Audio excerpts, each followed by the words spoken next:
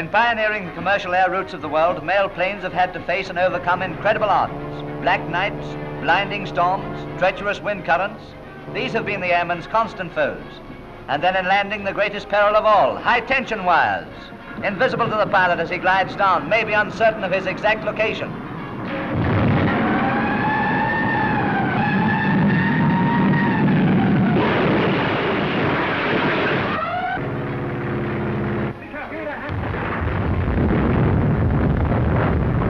Yes, gallant men have cheerfully faced these dangerous odds in their final conquest of the last sphere to be conquered, that of the air.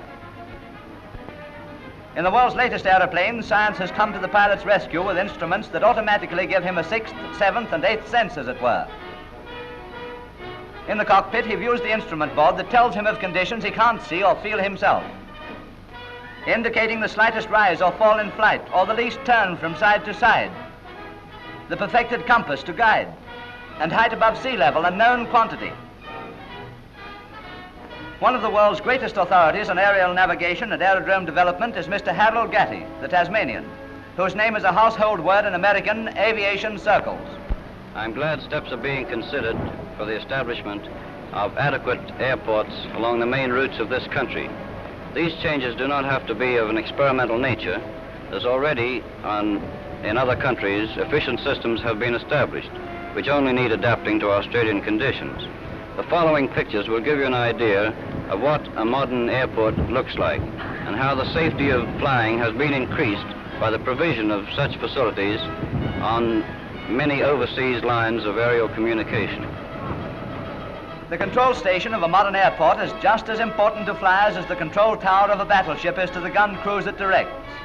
Inside the aerial control station, we find the directing brain in wireless touch with all machines in the vicinity, bringing in one and sending off another with the precision of a railway signalman in his signal box. This is the way a departing plane is signaled to go, and with the tarmac clear, the airliner is off on some transcontinental journey.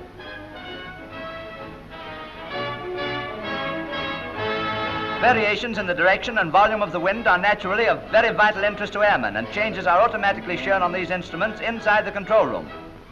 Here also a map shows each main aerial route, and the lights indicate the positions of planes in flight or at aerodromes on their way along them. Probably the greatest aid that science has given airmen is directional wireless. In the thickest of weather, beacon rays shoot out from this tower, guiding the pilot safely home. Let's see how it works. A simple mechanical signaling device spells out the Morse letters required, repeating these hour by hour.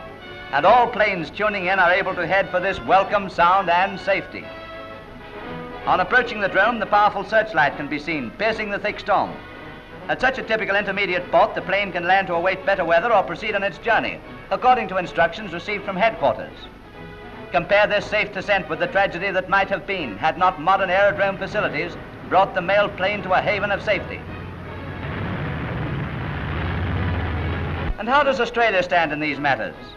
The minister in charge of 1938 celebrations propounds an idea, the Honourable J.M.Cunningham. It is pleasing to learn that the federal government has decided to erect an administrative building at Mascot and to name this aerial terminal the Kingsford Smith Aerodrome in memory of Australia's great aviator. What a fitting climax it would be to make this new centre into a modern airport, the opening of which would synchronise with the 1938 celebrations of the 150th anniversary of the foundation of Australia. Visualise such a scheme for a minute. The first thing it would bring would be improved access to the airport from business centres. At present, transit on the congested and drab routes from the city to Mascot takes almost as long as the flight to Newcastle itself. Sydney should have a boulevard along which uninterrupted access would be possible. Car speed to the aerodrome is almost as important as aeroplane speed from it. The other great changes would be those visible at the aerodrome itself. From the simple field at Mascot, which has seen so much of Australia's aviation history in the making, would rise the Kingsford Smith Airport, beautiful and spacious, such as Gatwick, London's latest aerial terminus.